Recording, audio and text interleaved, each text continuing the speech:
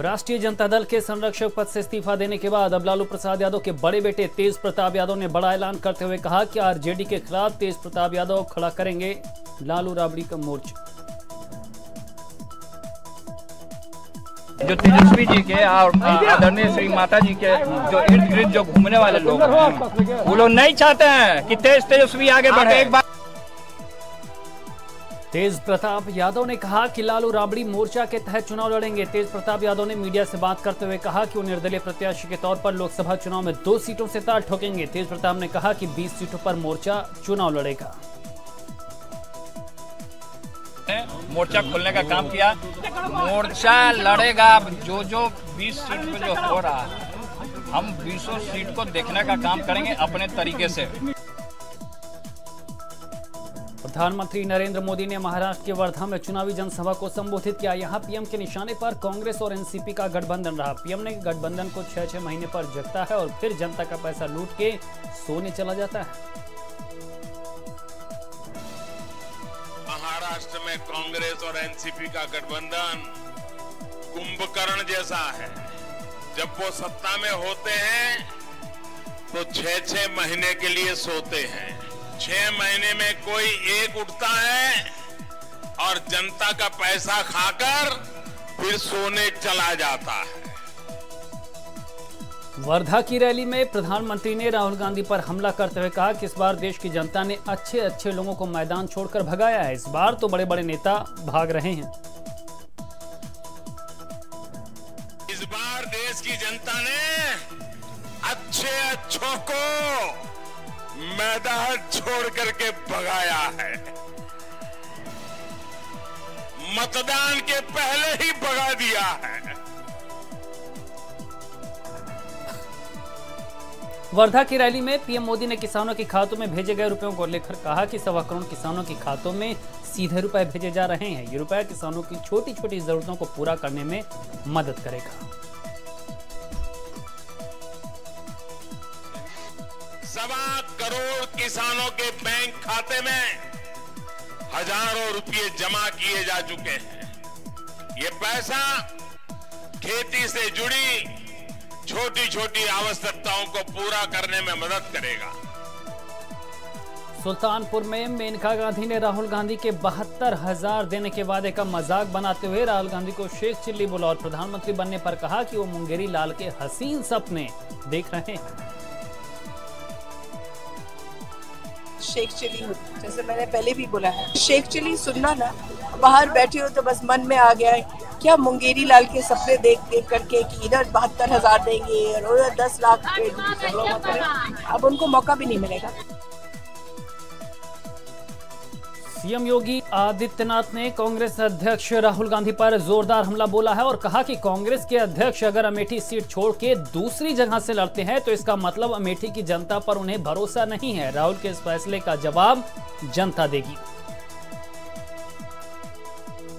कांग्रेस के राष्ट्रीय अध्यक्ष 4 पीढ़ी की अपनी सीट को छोड़ते हैं, इसका मतलब अमेठी की जनता पर अब उन्हें विश्वास नहीं है।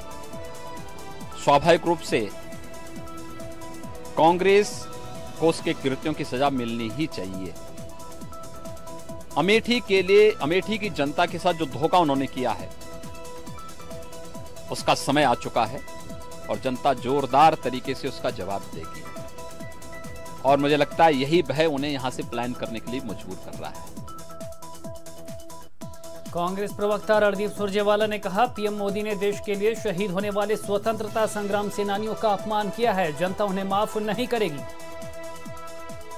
मोदी जी ने देश के स्वतंत्रता सेनानियों व अंग्रेजी हुकूमत से लड़ते हुए स्वतंत्रता संग्राम में कुर्बानी देने वाले वीरों को अपमानित किया है। कांग्रेस प्रवक्ता ने चुनाव आयोग से देश को संबोधित करने वाले पीएम के कार्यक्रम के लिए मांग की है कि चुनाव आयोग को आचार संहिता उल्लंघन के मामले पर मोदी पर कार्रवाई करनी चाहिए। चुनाव आयोग को संज्ञान लेकर ये एक करप्ट प्रैक्टिस है। Section 123 representation of people act में प्रधानमंत्री के खिलाफ निर्णायक कार्रवाई करनी चाहिए। मुलायम सिंह यादव के नामांकन से पहले छोटे भाई शिवपाल उनसे मिलने पहुंचे। नामांकन कराने साथ नहीं गए शिवपाल।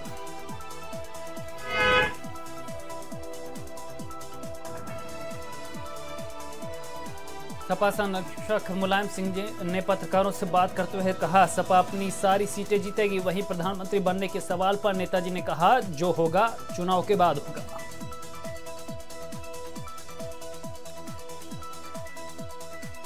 के अंदर हाँ, समाजवादी पार्टी का बहुमत आएगा। देश का प्रधानमंत्री कौन बनेगा, मुलायम सिंह यादव या मायावती? अरे ये चुनाव के बाद शिवपाल यादव के बारे में। मैनपुरी से लोकसभा चुनाव 2019 के लिए नामांकन भर के नेताजी ने चुनावी अखाड़े में ताल ठोकी। नेता मुलायम सिंह ने नामांकन करने के बाद पत्रकारों को धन्यवाद दिया कि आप कवरेज के लिए आए, इसके लिए आपका धन्यवाद। आपके सामने हमने नामांकन किया है, ये आप जो आए हो तब इसके लिए बहुत बहुत धन्यवाद, आशीर्वाद। अखिलेश यादव ने नेता मुलायम सिंह के नामांकन के बाद मैनपुरी की जनता से वोट की अपील की। कहा, नेताजी ने अपनी पूरी जिंदगी मैनपुरी के लिए काम करने में लगाई है। अब नेताजी के लिए मैनपुरी की जनता को करना होगा। उन्हें इतने भारी मतों से जिताए कि लगे नेताजी की जीत हुई है। मैनपुरी की जनता से मेरा निवेदन भी, अपील भी है कि नेताजी ने जिंदगी भर सेवा की है लोगों की। इस बार ऐसी सेवा जनता करके दिखाए वोटों के माध्यम से कि लगे कि हाँ, मैनपुरी की जनता ने नेताजी को चुन करके भेजा है। देखिए, नेताजी सबके नेता हैं और ये अच्छी बात है कि सब बधाई दे रहे हैं, तभी तो बड़ी जीत होगी। बीजेपी के प्रदेश अध्यक्ष ने मायावती पर हमला बोला। कहा, मायावती घबरा गई हैं। मायावती ने अपनी सुनिश्चित हार को आगामी दिनों में देखकर बचने का रास्ता तलाश रही हैं, क्योंकि ये साबित हो चुका है कि मायावती का प्रिय गरीब नहीं है, दलित नहीं है, बल्कि दौलत है। मायावती जी घबरा गई हैं। मायावती जी अपनी सुनिश्चित हार को आगामी दिनों में देख करके वह यह महसूस कर रही हैं कि बचने का रास्ता तलाश रही हैं, क्योंकि मायावती साबित हो चुका है कि उनका प्रिय दलित नहीं है, गरीब नहीं है, दौलत है। यूपी के डिप्टी सीएम केशव प्रसाद मौर्य ने भारत समाचार से बात करते हुए अखिलेश माया गठबंधन पर निशाना साधते हुए कहा कि जो पिता और चाचा के नहीं हुए वो बुआ के क्या होंगे। अखिलेश जी के लिए इतना ही कहता हूं कि जो श्री अखिलेश यादव जी अपने पिताजी के नहीं हुए, अपने चाचा जी के नहीं हुए, वो अपने बुआ जी के क्या होंगे और प्रदेश की जनता के क्या होंगे। केजरीवाल ने तेलंगाना में रैली को संबोधित करते हुए कहा कि मोदी और अमित शाह की जोड़ी ने मिलकर देश का बेड़ा गर्क कर 5 साल कर दिया है। 70 साल में सबसे ज्यादा भ्रष्ट सरकार कोई नहीं, ये मोदी सरकार है। नरेंद्र मोदी और अमित शाह, इन दोनों की जोड़ी ने मिलके हमारे देश का बेड़ा गर्क कर दिया पिछले 5 साल के अंदर। मुझे लगता है 70 साल में सबसे ज्यादा करप्ट और सबसे ज्यादा भ्रष्टाचारी सरकार अगर कोई है तो वो नरेंद्र मोदी और अमित शाह की है। केजरीवाल ने मोदी पर हमला बोलते हुए कहा कि नोटबंदी का गलत फैसला किससे पूछकर किया, मैं नहीं जानता। उनके पास खुद की डिग्री तो है नहीं, वो किसी और की सुनते नहीं, वो केवल अमित शाह की सुनते हैं और उनका तो आप जानते ही हैं। मुझे नहीं पता उन्होंने किससे सलाह ली, वो किसी की सुनते तो है नहीं, उनके पास अपनी डिग्री तो है नहीं, उनके पास अपनी समझ तो है नहीं, वो किसी से समझते नहीं है, किसी एडवाइजर की सलाह नहीं लेते, केवल एक आदमी से सलाह लेते हैं, नरेंद्र मोदी जी, बस अमित शाह से, और उनको भी कुछ नहीं पता इकोनॉमी का। यूपी के डिप्टी सीएम दिनेश शर्मा ने कहा, कुछ लोगों का काम हो गया है, सिर्फ बीजेपी और मोदी के बारे में बात करके चर्चा में रहते हैं। लोगों को अपने अपने दल और गिरेबान में झांकना चाहिए। कुछ लोगों का कार्य ये हो गया है केवल बीजेपी के बारे में और पीएम साहब के बारे में बयान देके वो चर्चा में रहना चाहते हैं। अपने अपने दल के बारे में लोगों को अपना गिरेबान झांकना चाहिए। ओडिशा में रैली के दौरान बीजेपी अध्यक्ष अमित शाह ने कहा कि सारे देश की जनता आने वाले चुनाव में फिर से एक बार मोदी जी को प्रधानमंत्री बनाने के लिए वोट करेगी।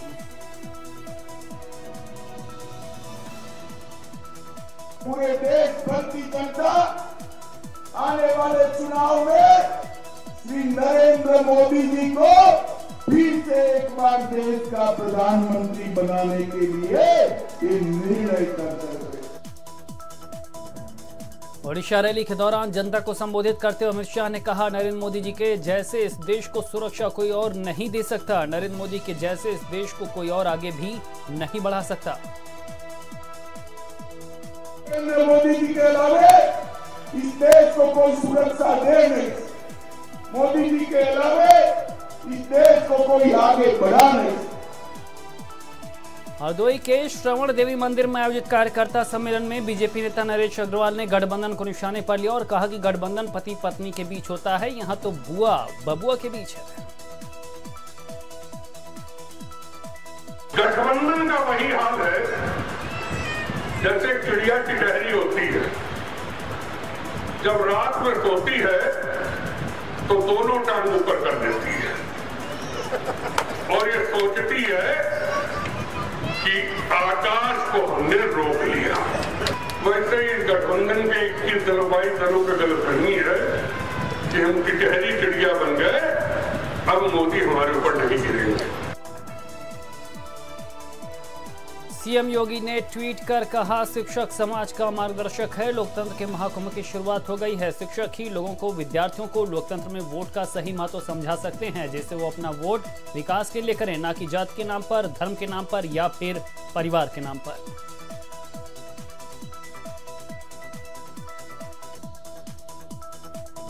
राहुल गांधी ने ट्वीट कर बड़ा ऐलान किया है। कहा, सरकार बनी तो खाली पड़ी सरकारी नौकरी के 22 लाख पद भरेंगे। 31 मार्च 2020 तक सारे पद भरे जाएंगे। हेमा मालिनी की मथुरा में प्रचार के दौरान पकी गेहूं की फसल काटी, जिसकी तस्वीर इंटरनेट पर काफी वायरल हो गई है। लोग ड्रीम गर्ल की फोटो पर तरह तरह के कमेंट कर ट्रोल कर रहे हैं।